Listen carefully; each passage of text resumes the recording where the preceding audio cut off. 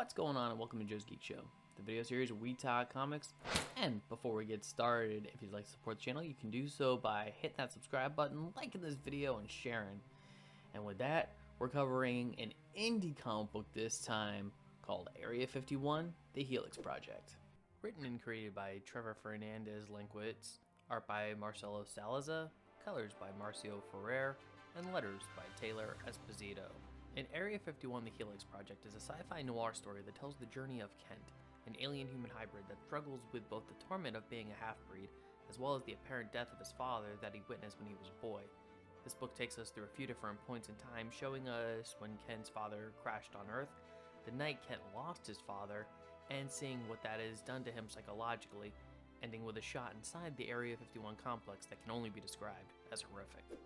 First, the story has tons of symbolism in it, as well as some homages to other comic books. One thing to note in particular is on the fourth page with the comic book Day and Age's comics is very reminiscent of that found in Watchmen. As well as if you take a closer look at the comic book that's on the stand, it's also a variation of Action Comics #1 featuring Superman on the cover. But for copyright reasons, it's not Superman. And remember when I said symbolism? Well, it's because these two ideas kind of do correlate with the story in a way.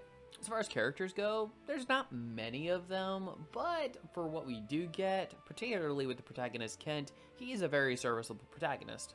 He has a sympathetic backstory and is dealing with a trauma that he experienced as a child. As far as the other characters go, there's characters like Kent's mom, who doesn't really get a whole lot of screen time, much like a lot of the other characters in this book. I'd say the two main focuses are, of course, Kent being the central protagonist, and then we do get a nice little bit with his dad in a few different flashback scenes.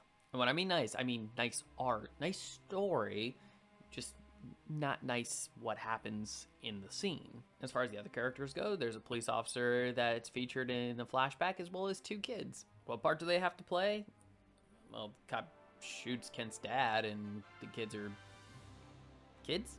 I'm pretty convinced the surprise person under the hoodie at the end is actually gonna be one of these kids.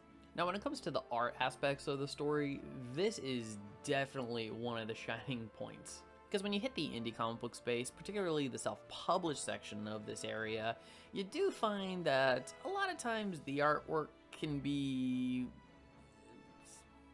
not very good. Because artwork and drawing, it's very hard, but here, I mean, the line work is outstanding. All the scenes are framed in very specific ways, very deliberate ways. It's not just putting pictures on paper. The camera zooms in when it wants you to see something, like, say, written on paper. It zooms out when it wants you to get the full picture of what's going on. And then the color. Yeah, this book is colored really well. And there is one section of the book where I think the color definitely shines through, and that's in the flashback sequence with Kent's dad. Mostly because the scene is monochromatic, which means it's primarily black, white, and gray, but there is one other specific color in this scene. That color is red. And if you guess the red in the book is the refreshing flavor of V8 tomato juice, you'd be sadly mistaken. Blood. It's blood. I almost want to say it's Sin City-esque in a way, where when you have a sequence that's primarily black and white, and then you see one splash of color, particularly a bright color, it does help giving the scene a little more punch. And I did feel the punch, because I felt bad. I didn't want the scene to go down like that. He was just trying to save a little girl. And how was he thanked? By taking a bullet in the face. And then, of course, I said framework earlier. Yeah, Kent's face here was just utterly devastating. I felt bad for the guy.